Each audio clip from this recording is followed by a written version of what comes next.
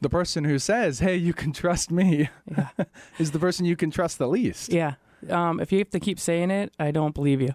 Yeah. That fakeness to it, and I think trust is earned. It's not given, essentially. So, people can say, yeah, I got you, but they really don't have you. And it's earned. So you can't really get it off the bat. It's something that takes time.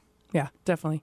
Just especially even with clients of mine, obviously they've been hurt and they lost trust. And so trust is very valuable in that sense. So when they rebuild it and they're like, well, you never let me down. And I really do believe that I can trust you with things, or trust you when I tell you something that you're not going to go tell anyone. And it's here and we're just here to help. And I think it's you can't quantify it. You can't measure it. Yeah. And I think it's the first, because even, I have multiple sales positions that I'm in. Trust is important too, right? Like in building that trust and having that trust. And you want to say, oh, I'm the one you can trust. But how do you demonstrate that quickly? It's almost it's almost at opposite ends, but how do you even measure that level of trust? How do you know? Yeah. I mean, it definitely takes time. I mean, I think it's when you show up and you prove yourself that, time and time again, I'm like, hey, well, that's the typical person that, you thought you could trust and they're not there when you need them. Or vice versa, it's kind of like, oh yeah, you said it all the time and I'm there for you and you can trust me with this, but when my time of need or when I need someone to be trustworthy, where are you, kind of thing. So yeah, it's not about the words. It's 100% action. About the actions. Definitely. Welcome to the show, where we explore the who, what, where, when, how, and why of the extraordinary people who define our north of normal metro. I'm Conrad Fargo, and this is the Fargo Five. Today we have Ashley Bates, who is I imagine, the founder of Blame Bates. Yes. Hello, definitely. Ashley. Welcome. Hi. Thank you. Why don't you go ahead, just like it was a networking group, give like a 30, 60-second intro of who you are and what you do. Yeah, perfect. So Ashley Bates. I'm the founder of Blame Bates. We are a nonprofit 501c3 here in Fargo. We help individuals that are 18 and over dealing with mental health and substance disorders essentially get back on their feet out of homelessness, incarceration, or just some bumps in the road that they just need that extra support going through. So we do care coordination and peer support. So what does that look like?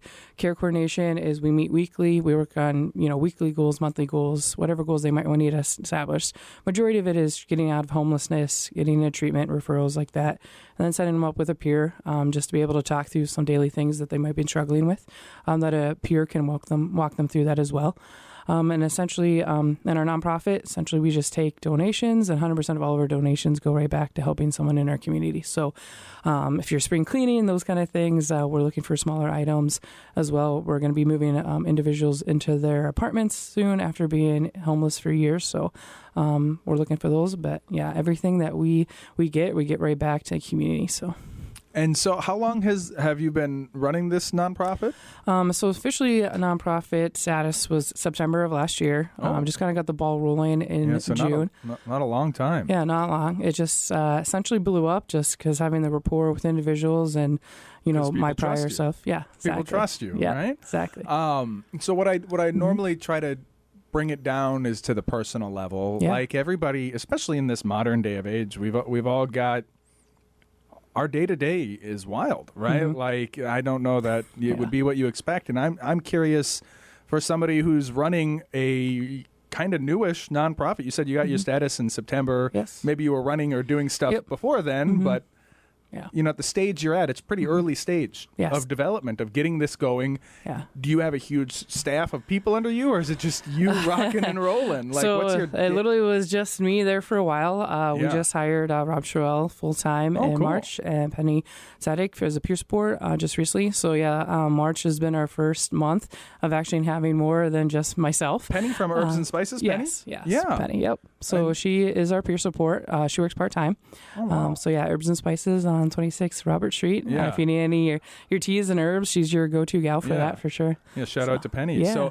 So that's blowing up real quick that you're putting people, you're employing these people. They've got W-2s and the whole 9 yards. They're going to be just contractors with us, and just for the sake that we're a nonprofit, and then I'll be technically the only employee. Okay. But, so we have contractors. And so what's your day-to-day look like at this stage of development?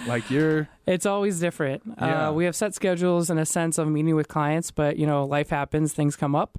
One day I could say, hey, I can have back-to-back meetings with clients, and the next day every client's like, hey, I'm good, or I'm marking or I'm this or that, and everything gets cleared up, and I just get catch up on paperwork or just doing community type networking and those kind of things. So every day is definitely different. It's always like, hey, we have a set schedule. No, it can change. Or I say, hey, I have a client that's in crisis, so I have to kind of clear out and kind of just go through hey, which crisis do we need to deal with first, and then kind of work our way through. This past week, mental health has been hitting a lot of people. Definitely more crisis, more suicidal, type of things that we need to kind of clear up and make sure they're getting to where they need to be just for their safety. So you're still doing a lot of it just yourself. Yeah. You're the one who's personally meeting with clients. Yes. And let's flesh out. So, I mean, that is like, when you run a business, you've got the actual running of the business and then the doing of the business. Yep, definitely. It sounds like you're spending a lot of your time still doing the business. Yep.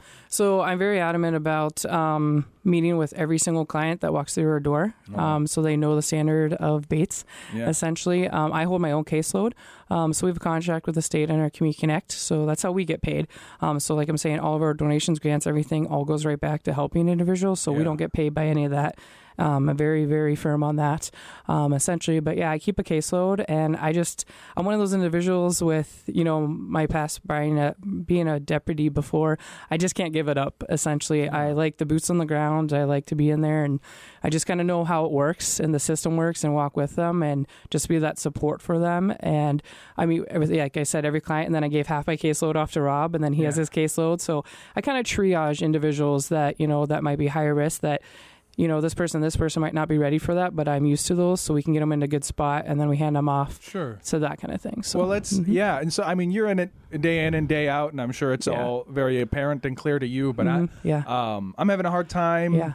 Kind of how it works. Picturing what the work is. So you've got a caseload. You said that it's the city who is, or the city or the state. I mean, so the government is giving you these people. Yeah, you have a contract with the government to handle them. What does it mean to handle the person, or what does it mean that they have a case? What does it mean? Yeah, so essentially, people can sign up that are 18 and over just on the Community Connect website, and we get referrals from the state. We also help people pro bono too, so we don't turn anyone away. We're just here as a nonprofit to help in any way we possibly can, and we can get them signed up for Community Connect, but we still help them in the meantime. So essentially, Community Connect, that's a state program. That's a state program that we are just technically a provider of. Yeah, you're a contractor. Contractor, yes. Okay. So how it works is essentially kind of start from finish. That say we get this referral from the state, and we then have to meet with them within 3 days. So we meet with them, and we basically just say, hey, what do you need help with? Yeah. And basically they list it off, and I go, okay, let's make a game plan.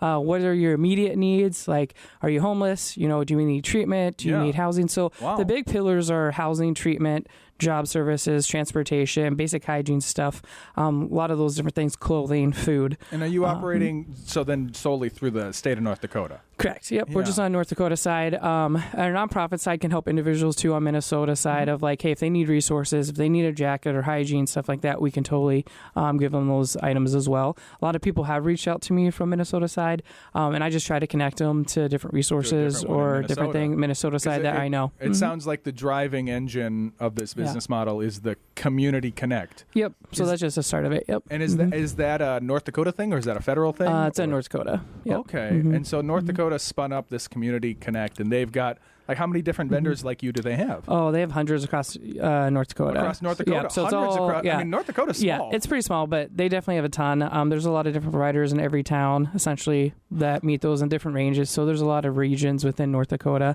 that they're kind of broken down to. So we're in region, 6, so that would be Fargo, kind of Cass County area. So, And this is, it's interesting that it's so large. Yeah. And it's, because it's, so you're serving basically poor people, right? People suffering from poverty and homelessness. Yes and no, or just people. Mental illness is more mental illness. So mental illness and substance, vice versa, go hand in hand.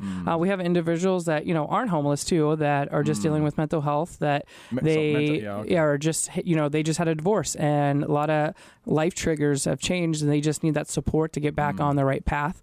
Of like, hey, we have to get going to talk to someone, deal with my mental health, get over that hump that they might be dealing with. to get them back onto the right path. Are there any other, so Community Connect must be your largest feeder, like the one that that gives you a majority of your caseload? Correct. And then there's other entities too, Free Through Recovery, that's more so dealing with referrals from their POs. So essentially they're exactly the same program, but one has referrals from probation officers in North Dakota, and the other one is just open to anybody living in North Dakota, 18 and over, dealing with mental health and substance. So there's kind of like a subcategory. And there's hundreds of people with similar operations to you. Yeah. This is a huge industry for such a small state. I mean, and there's a shortage, I would say. Yeah. And this is a North Dakota initiative, so it's not something coming from the federal government somehow. So the state runs it essentially. I mean, there's going to be like funding, and I see a lot of funding's been cut for a lot of different areas. So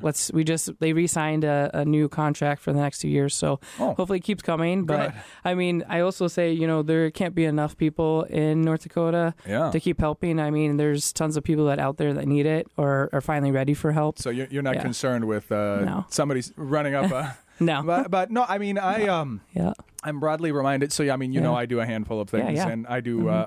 My favorite work is the work I do with the SBDC. Okay. And I don't know if you know them, but they're a federal grant that gets administered. Each state has a thing, and then they have a thing, and so it kind of trickles down. And it's very similar where I'm a contractor with them, but I don't have like a whole thing spun up to become a contractor or vendor provider with them. I'm just as myself a contractor with them.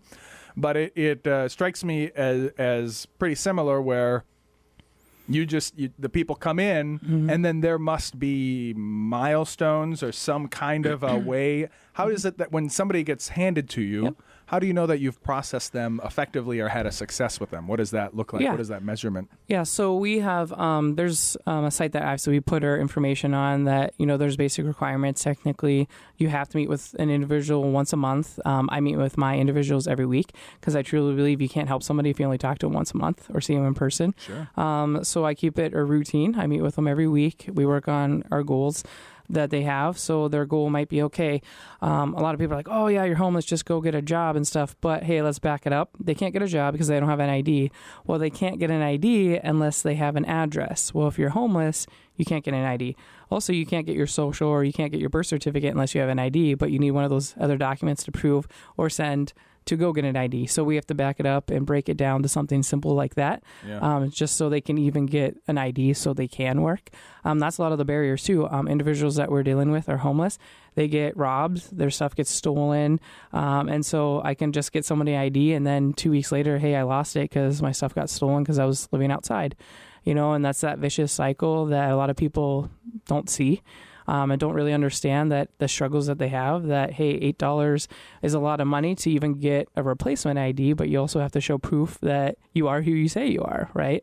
And then just kind of working from, that could be their task of like, hey, let me save up that $8 so I can go get my ID, or, hey, let me finally get somewhere into treatment, and then they'll say, hey, technically this person's living here, and then we can go get an ID, and then we can start on jobs. So we break it down to just simple documentation that we have to get, and then we work on a goal of like, okay, let's finish treatment. We're halfway through treatment. Okay, let's start working, getting part-time work, because you can only work part-time because you have to do treatment first, right?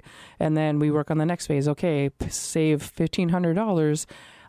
That's usually your deposit and first month's rent. That's your goal. Start saving it while you're at treatment. And then let's look at finding an apartment. Let's look at breaking down those barriers with landlords that I have partners with, that they're like, hey, as long as they're working with you, Bates, and they're doing well, I want to give this person a second chance. So that's kind of the phases that we might go through. And yeah, things change, go up and down. They might relapse or something, and we start over, but we still have that support, at least have our end goal of being independent, get off the systems, and get back on your feet, essentially. So you started up the nonprofit in September. How long have you been doing the work itself? When was your first client? Yeah. So technically, my first client through the state was when we got approved for Community Connect, was in December. But I've been doing this type of work for a while. So when I was a prior deputy with the Cass County Sheriff's Office, I helped start the community supervision program.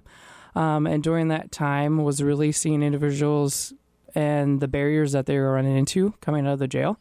So you used to be a police officer. Yep. So I was a deputy. Yep. Okay. With the Cass County Sheriff's Office. And what does it mean to be a deputy as a like I don't yeah, the difference. Like we just call them all cops, Yeah, right? yeah. But there's internally there's a huge there's order, I guess there's a thing. I mean, Fargo PD because they're cops, but we're deputies. I mean, the Cass County Sheriffs. So sheriffs versus deputies. Obviously, Fargo is. I have no idea. Yeah, so Fargo's the city, and then Cass County would be the county of Cass. Okay. So deputies would cover the county essentially, and Fargo would be municipal, which would be like Fargo area. Okay, so you were a deputy. How long were you a deputy? So I was a deputy for almost 8 years. Yep. Oh, geez. Yeah. So for a long time. Yeah. So decent time. Yes. Yep. What made you fall into that? You seem pretty. It's hard for me to tell people's age. You seem pretty young. Yeah. I mean, thank you. 8 years. Yeah. When did you start as a deputy? So I started in May of 2015. Yeah. So I moved here from Pennsylvania. Literally knew one person. Yeah. Went right to the academy and got hired right out of the academy here, and I never left.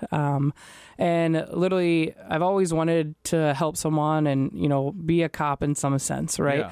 Yeah. And at the sheriff's office, it definitely morphed into a lot of things. I was like, I don't want, I did patrol training and, I worked as a CO. And I think anyone wanting to be in law enforcement, I'll shout it out now, is work in the jails.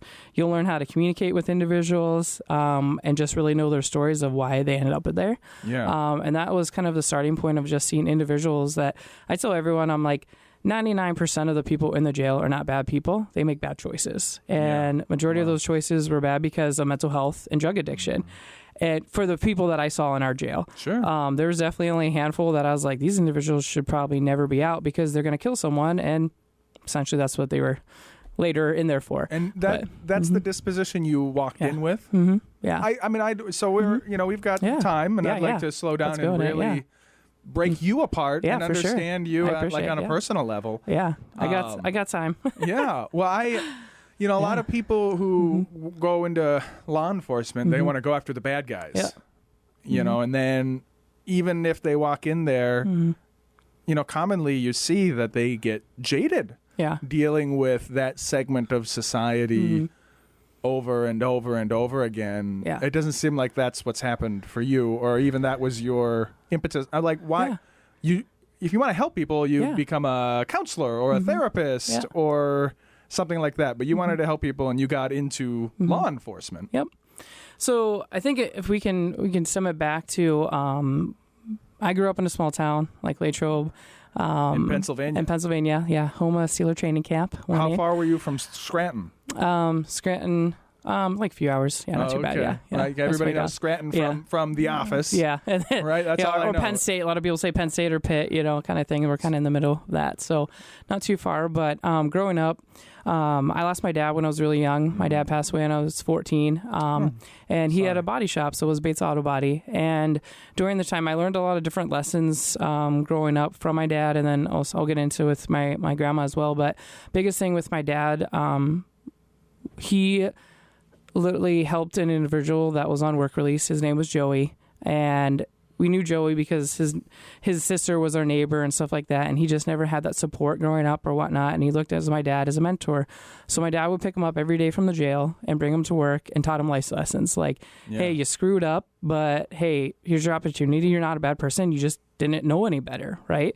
And I was like, Dad, what are you doing? That's like, why? Like, whatever. And he's like, no, he's not a bad guy. He just had bad choices or never got taught how to properly do it, like how I'm teaching you. Why do you think your dad had such a I'm curious. Yeah, for sure. Where this disposition comes from. Yeah, and I think too is like, I mean, I heard stories. My dad always thought. My dad was like, man, if I was a kid in modern day, he'd be in jail because just stupid stuff that boys being boys, right? Yeah. And he could have gotten in trouble, but we always have this joke that we grew up super Irish Catholic, so we're always like, hey, you mess up, you're gonna get in trouble, kind of thing. But do the right thing and just be a good person, and really, give the benefit to the doubt and just be like, hey, East Coast, we're very straightforward. We'll either tell you, hey, you're screwing up or you're doing good, or we'll just tell you how it is. And, some people are like, hey, definitely no Midwestern passive aggressive here, but it's just kind of that seam, but we're really caring and passionate about what we do. And I think with my dad, early on, he was just like one hardworking guy. Like he worked, grew up in a steel mill, community and working class yeah, and very working class. Yeah, and opened his own body shop and just wanted to show people skills and help people out. Like, I remember when my dad passed away, that's like Tim McGraw song, like standing room only, tears me up because there was no more seats, like that's how many people my dad helped in the community. Like, wow. Hey, single mom or this or that, like, hey, we got you. We'll fix your car. We'll figure it out, And he really had a sense of giving back and just helping individuals in the community. And he always stayed that way. He never regretted. Did anybody ever, or are there any stories of him getting burned or? No, wow. No, because I think, other people got burned by so many other people in town that they knew that Charlie Bates was an honest man, and you don't screw over someone that's being honest, right? Or if they were, my dad's like, well, I'll just keep your car here until you want to pay. My dad was definitely a big working man, blue collar, burly of a dude. And it just kind of showed when he passed that, so many people, from downtown Latrobe to St. Vincent, it was a few miles, right? And that procession was the whole way from downtown still, and you couldn't feel another person in that church. And St. Vincent's not a small church, right? But just kind of showing that community of, that trust, right? The community trusted him, and learning that, losing him at a young age just made me project to want to keep doing that. And in my life, we could have had two different options, and this is why I'm passionate about what I do. Is I had an older sister that didn't choose the solid path and dealt with mental health and substance and was in jail. And we are completely opposites in every aspect of that line. But I mean, obviously she took my dad's death in a lot of negative way versus I try to do the best and make him proud every day. If that makes sense in a sense. But obviously she had her own demons as well. But do you mind talking about your sister a little more? Yeah, sure. Well, so I'm getting at something. I'm getting at something. No, yeah, you're good. And I don't talk a lot about my background. I experienced a lot of poverty, mental health, and drug issues growing up. But I was on the receiving end of everybody else having that. Not me. I was a little boy. Right? Yeah. And so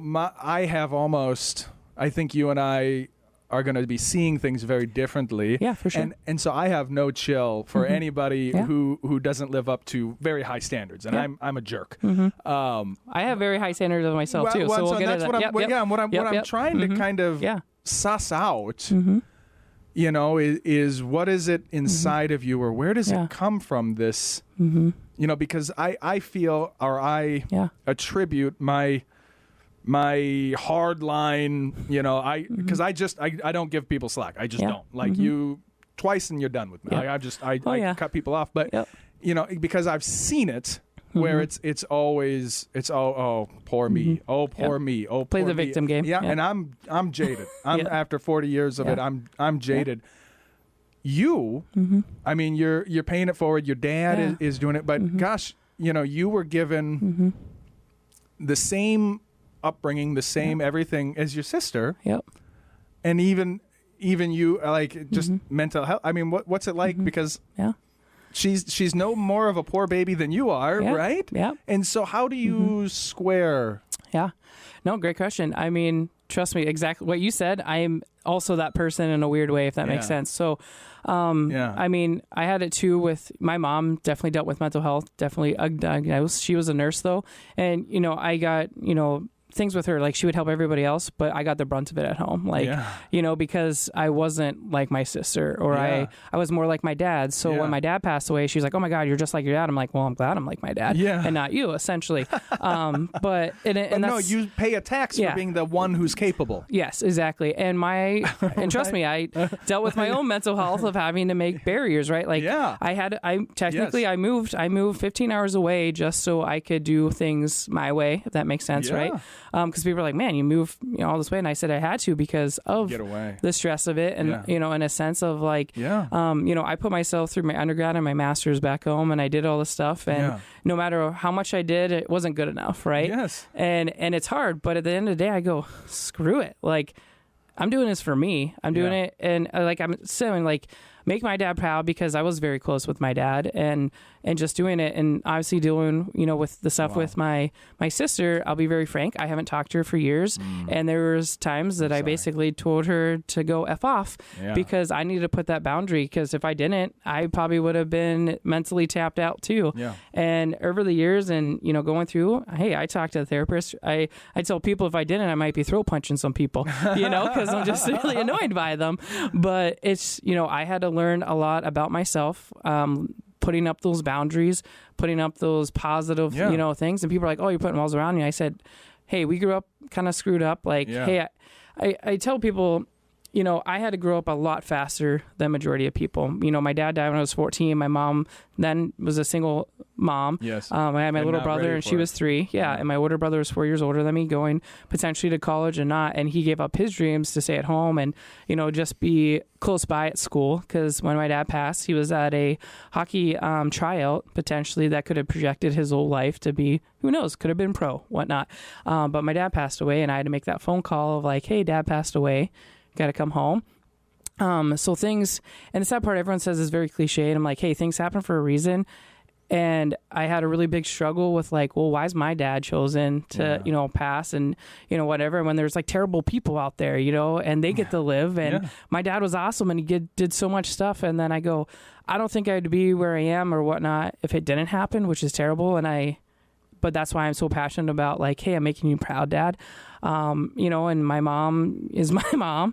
I love her, but you can love from a distance too. My mom's dealing with cancer, and she's in a nursing home back home. And my older brother has taken a lot of the brunt of that too. And him and I have dealt with a lot of the stuff with my mom, and it's just, throw some more at us, right? We kind of wonder, like, some days, a lot of people tell me, and they look at me, they're like, I don't know how you do it. I go, listen, I don't know how I do it either, but that will be another topic on it. But yeah, back to like the whole thing with my sister. It's like, it's a very love-hate relationship of I can't do anything. And that's why I think passionate about what I do is I see how she got to that point, and I see that she didn't take care of herself, or she got in the bad crowd, because like you said, we all grew up together. And I always made the joke that she was like the milkman's kid, right? She didn't seem like the rest of us, but she clearly wasn't. But there's also a video of something that I saw that, your parents could have 3 to 5 kids, but you get a different version of those parents, right? That's true. 100%, right? So by the time I came along, I was always kid, because I'm the third of the original 3, like the last of the original 3, and then the oops later, but oops in a different way. But anyway, it was like at the point I came around, I'm like, man, I could have done nothing wrong, because those two pretty much did everything, to the point that I was like, well, I'm over here, it's whatever kind of thing. But, and I mean, that could have added to, things changing. And yet, so clearly, you talk about putting up the barriers, and so you did get, and so I am feeling that we share that distaste for like, well, why don't you just pull it together? Like, you know what I mean? It's like, it's not easy for me to do the things I do. I just do them because I don't want to be that way. It's not like just because I'm performing doesn't mean it was easy for me. Correct. Right? Like, and people, and it sounds like we share that, that burden. And yet, you said to yourself, I'm going to walk into the lion's den of, I mean, that's, why law enforcement? Because, how are you going to make it right? And and I think too, is what I've tried to, is my biggest win, I think, when I was in law enforcement and doing the CSU program, was I had individuals that, are like, F the cops, like, screw you guys, blah, blah. And then it turned into, Bates, you're my emergency contact. Bates, you're the first person I call now when shit hits the fan. Well, like, we got to watch FCC, FCC stuff. Strike 1 and 2. Sorry. We got to be real careful. Sorry. My bad. But we do have the federal government. Sorry. So essentially, things hit the fan here, and I'm like, oh, okay, so that was pretty cool. I mean, that's a win of just changing people's mindset. And, I also had to, look at law enforcement, that just because we're wearing a uniform doesn't mean we're not a person either. Right? I ran the peer support team for, before I left the county, and hey, we all struggle too. Like, just because we have a uniform doesn't mean, we're invincible. And we deal with traumas on a daily basis. Like, I mean, I had my own traumas when I worked at the county, to the point that a coworker had a completely mental breakdown and I got locked in upper tier. And essentially I was told that day that I was going to die by a coworker. And I'm sorry, what? Yeah. So things literally changed of like, whoa. And, because they didn't get the help that they needed and they were at work, and things, really went south, and an inmate was walking towards me and I was like, all right. And he basically told me, hey, you're going to die by this individual. And I was like, all right, well, let's go. Hope that doesn't happen. The inmate looked at me and he's like, man, what are you doing messing with Bates? Like, just open the door kind of thing. And I was like, whew, okay. And then same week, we had a guy prolapse in the jail. And what does that mean, prolapse? So basically all of his innards were coming out. Oh, my God. Yeah. Okay, that is what I thought it was. So these are the things that people don't realize that happen in jails. That just happens? Yep. And then we had someone overdose, and then someone cut both their ankles, and we had a makeshift tourniquets. Like, these are things that are real things that are trauma that are just happening in our jail that people don't even know what's going on, right? And so seeing that over and over, seeing, the family members, seeing the people in the jail, you still come out of it thinking, I can help people? Yeah. Like, that continues to be your conclusion? Yeah, because all those people are definitely suffering in some way that they just need help. Like, individuals can, again, come from the same background, but they choose not to and they want to go there. Or they have individuals that they're the third generation of playing the game with dealing with drugs and living on the street and living off the system and never were taught something different, or they're physically, mentally sick that they actually need to get the help to cope with anything, basically. Have you seen the Fargo TV series? Yeah. Have you watched that one? Yeah, I watched a few of those seasons. And so I think it was season 1 or season 2 where it's that cop. He's a nice cop, and he's got the Jewish neighbor across the way or whatever, and he's telling the story about the man who donates his kidney and all that. Do you remember that one? I don't think I remember that one, right? Yeah. So that one, I tear up every time, and I got to watch it every once in a while because yes, I don't deny it. Like, obviously you have wins. You continue to have wins. But the majority of the people, you're not. It's not like you're walking in and saving even most of the people, right? And so, like, you want to say, and so how do you know? But you could, their hands won't stop being out. Yep. That's the people, these criminals, these, ne'er-do-wells, these addicts, these mentally ill people. Their hand is always out. They can always take more. They can always take more. Just like everyone that's not dealing with those either. I know people that aren't doing that and just want to take from other people that aren't dealing with necessarily being criminals, and it's kind of the double-edged sword of that, right? I mean, I don't know. I mean, there's some things. So, like, I mean, for me, I look at everyone, like I just said, like earlier too, was like, hey, everyone looks as a cop. Well, you're this and this and this. I'm like, hey, listen, we're both people. Just like those individuals that you want to label as criminals for the rest of their life, whatnot. At the end of the day, you take all those labels off them, they're a person, right? If we're not taking care of that person, they're not going to change the way they are. They're not going to know any better unless you teach them and show them and mentor them in a way of like, hey, we don't want to do that stupid stuff. Or, hey, let's break it down. Why do you think majority of people steal stuff? Majority, if you actually sit down and talk to them, why are you stealing stuff, or why are you trespassing somewhere in the middle of winter in Fargo, North Dakota? A, it's because they're homeless and they just want somewhere to live because the shelters are too full and they have no food and they're hungry, and they'll randomly take something. So it's a petty crime and they'll get 30 days. At least they know that they have somewhere to sleep, somewhere to get something to eat. You think it's that rational? I think there's irrational things, but I also think, trust me, like I said, there's people out there, though, I truly believe will never change. Yeah. 100%. I agree with you on that. Yeah. There's individuals that are too far gone that, they're not ready to, but also I think there's a little narcissistic and there's some other stuff in there that they think everything's fine. But and even your language betrays what you have this baseline assumption that they were good and now they're too far gone. Yep. Like there was something good there, and you don't think some people are maybe just fundamentally broken somehow, out of the womb? I'll just tell you this is I think everyone's broken in some aspect. Well, sure. But I think, I mean, trust me, like those handful of people that I've seen in the jails and I've seen out there that I look and there's no soul in there and they're gone. And those are the individuals that and you count that as the minority, though. Yeah, I don't think. Yeah, you don't think it's most. No, I don't think. I mean, there's definitely evil in this world, and it depends on. I mean, and you've seen as a police officer in the muck, in the people who are locked up like animals. Mm-hmm. Yeah. I would think you would be more jaded than me.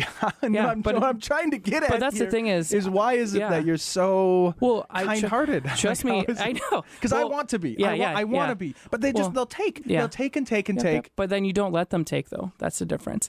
That's the difference of how I help individuals.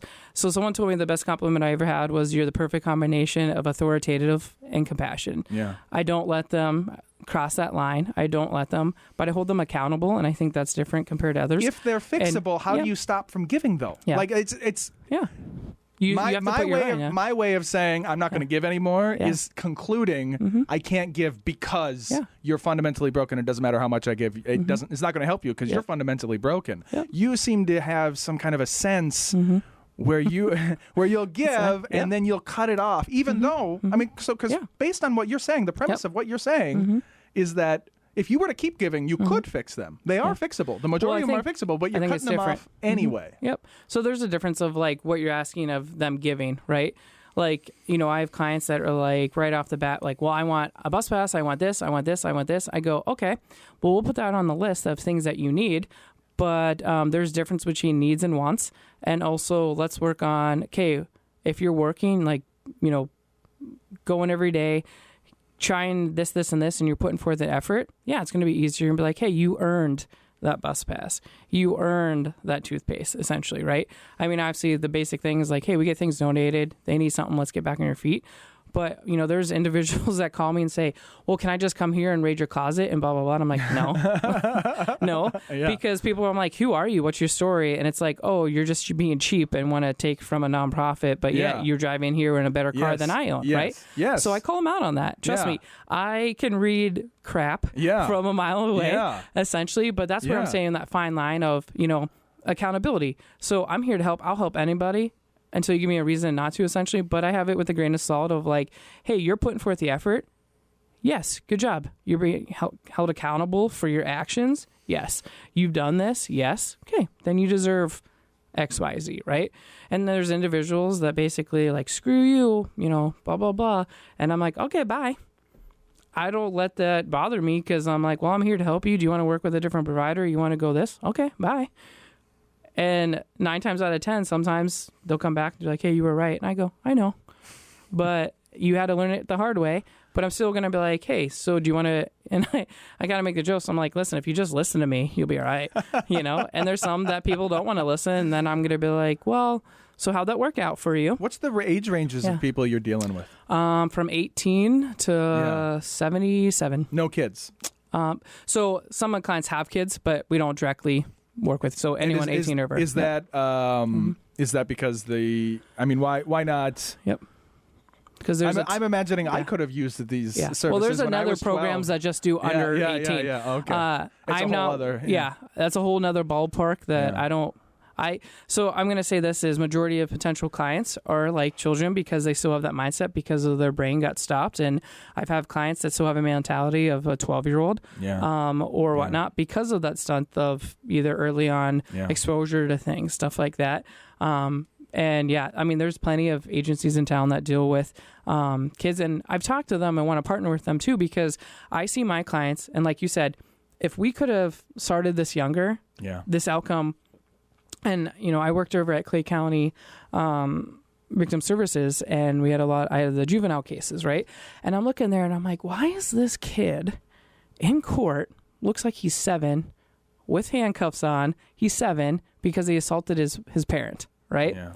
And then I look at the parent, and I go, this kid didn't have a chance because the parent didn't have a chance, and we have this vicious cycle. And then we get back to, hey, well, if you went through this, just like you did, Conrad, you're like, hey, I don't want that for me. I have the choice and I want to do something different.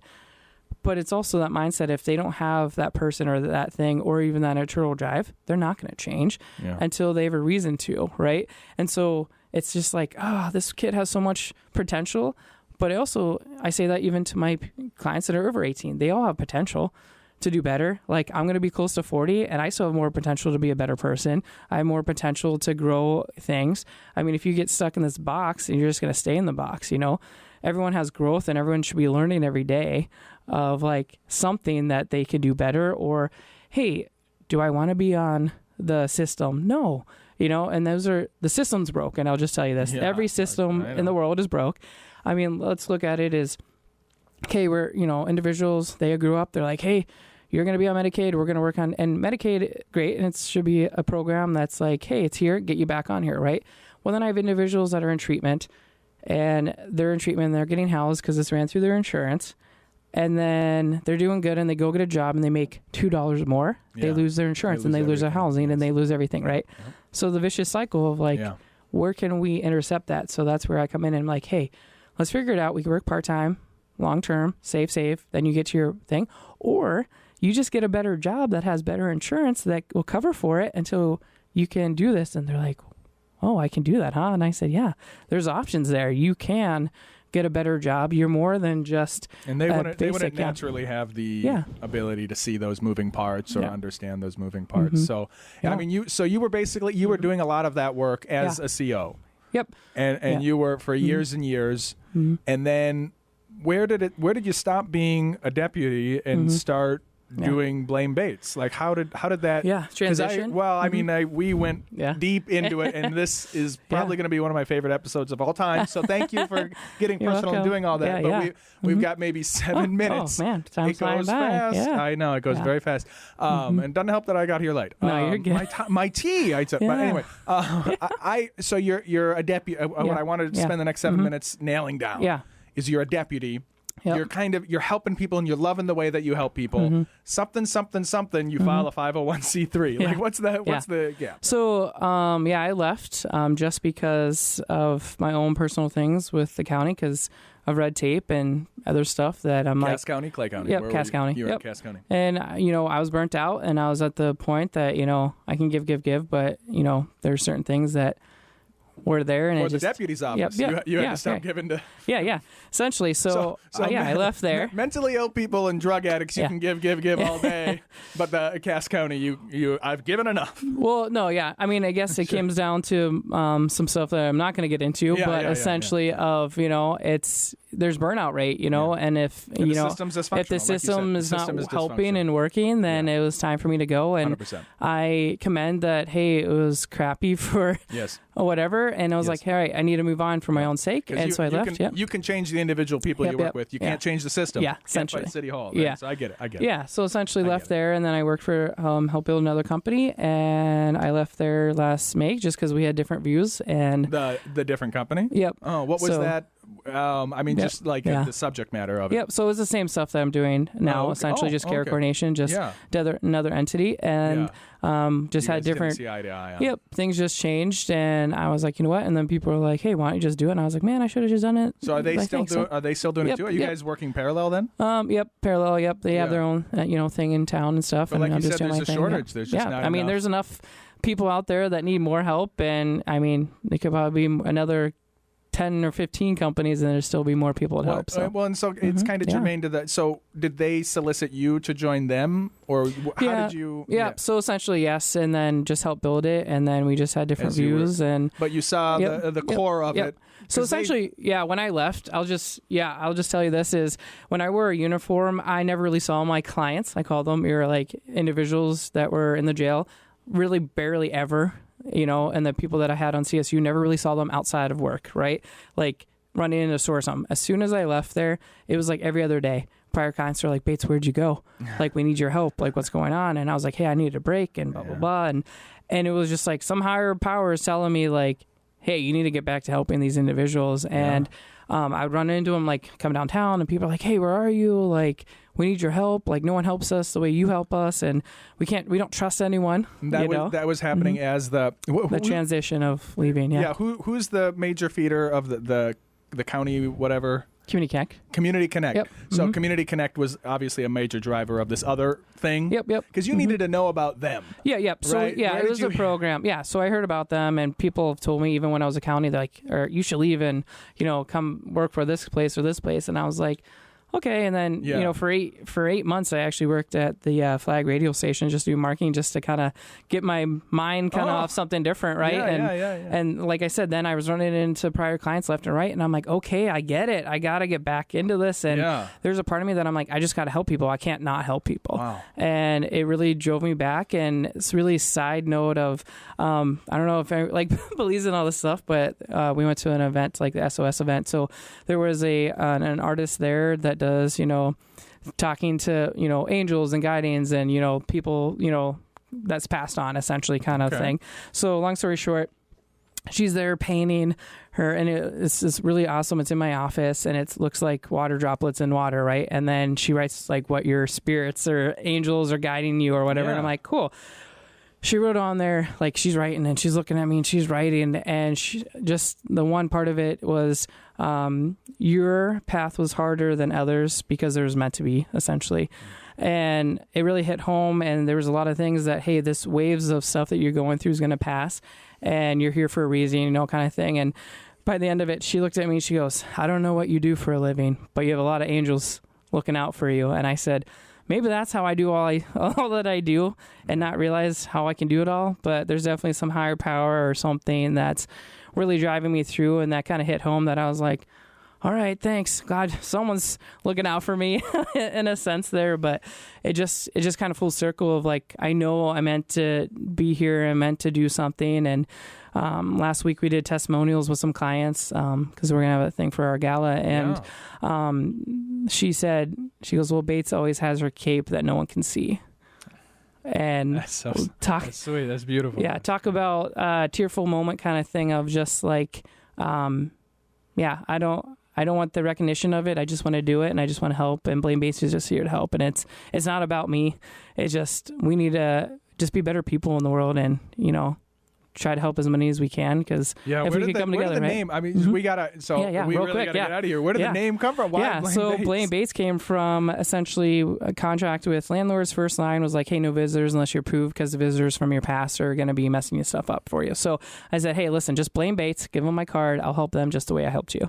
And it's kind of a joke kind of thing, but this seriously. And I said, well, crap, people have been trying to blame me for anything else anyway, so I might as well go with it.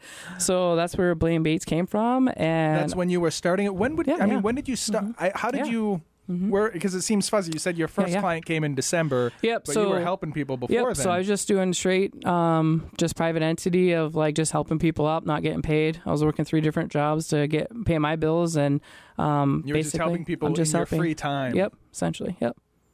Mm-hmm. Okay, I don't. Yeah. That I would talk about the Cape. I wish I could have divin more into that. You are a fascinating individual, and thank you. Well, thank you for sharing how you've processed your traumas and just diving deeper into the crevasse and coming out with a more positive outlook. I mean, I'm jealous. I'm jealous, and it took a long time. Like you asked, like, hey, I'm almost 40, so. I mean, this is a very personal episode for me because I often look inside and wonder, am I too jaded? And I think you are the obvious answer that it's yes.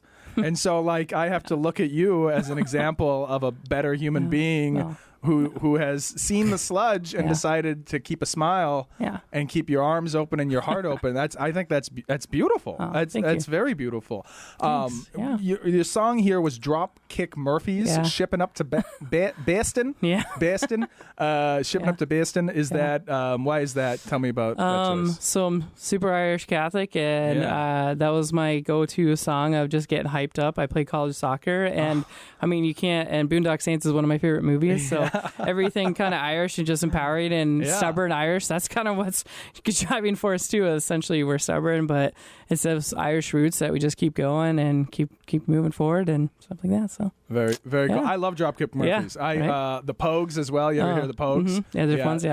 I love all that. All that stuff is very cool. Cool. Before we get out of here, plug yourself. What do you got coming up? If people want to find you, if people want to get connected or donate to you or anything, go plug. Awesome. So our website is BlaineBates.com. blamebates.com or check us out on Facebook. You can call or text 701-219-1447. And we have our Blame Bates Paint the Night Away Gala. It's May 2nd. Show that on the camera. Oh, yeah. Show it. You can put it on there. Yeah, there you go. Check it out. I totally forgot I was here. I told you you'd forget. So it's May 2nd at the Hilton Garden Inn in Fargo. It's going to be a lot of exciting things going on. There's going to be some interactive painting stuff, testimonials, live panel. Some big announcements are going to be coming out this week, so stay tuned to our Facebook page.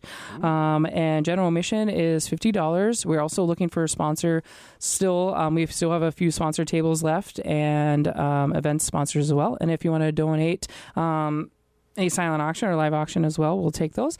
But bigger things too, if you want to donate any items, like I said, if you're spring cleaning, do any of those kind of things, or just have some extra blankets, kitchen items. So How about we're clothing. I've got a whole bunch of suit coats that are way too big for me. Does that help? We're taking right now. We're good on clothing, but this next Even rush of changing, even suit coats. Yeah, we actually got a huge donation of those, which is really awesome because a lot of individuals go into interviews or whatnot. But we will be probably announcing to swing into summer clothing. We have enough winter clothing for right now. Yeah. But cleaning items, vacuums too. I know this sounds odd, but a lot of our clients are going in, and vacuums are spendy. So if you're getting rid of an old one, it still works. We'll clean them up too. And a lot of cleaning items because by the end of this month, we'll be moving in 5 of our clients into their apartments. So pretty exciting. That's wonderful. Thank you. Yeah, thank you. Of course, I'm Conrad Fargo. You can find me anywhere. If you just type in Conrad in Fargo, I show up. You can't help but find me when you put those two words together in any digital device. Just type in Conrad in Fargo. Once you do find me, please like, share, and subscribe. I'm a millennial. I need constant validation. So your subscription makes me feel like a worthwhile human being. So take it seriously, because I'm going to take it seriously. Please and thank you, like and share. Ashley, thank you so much for coming on. Thank this you. is a great episode. I really love this. And of course, thank you everybody for listening. We are going to get out of here, and we'll see you all next week. Goodbye. Thank you.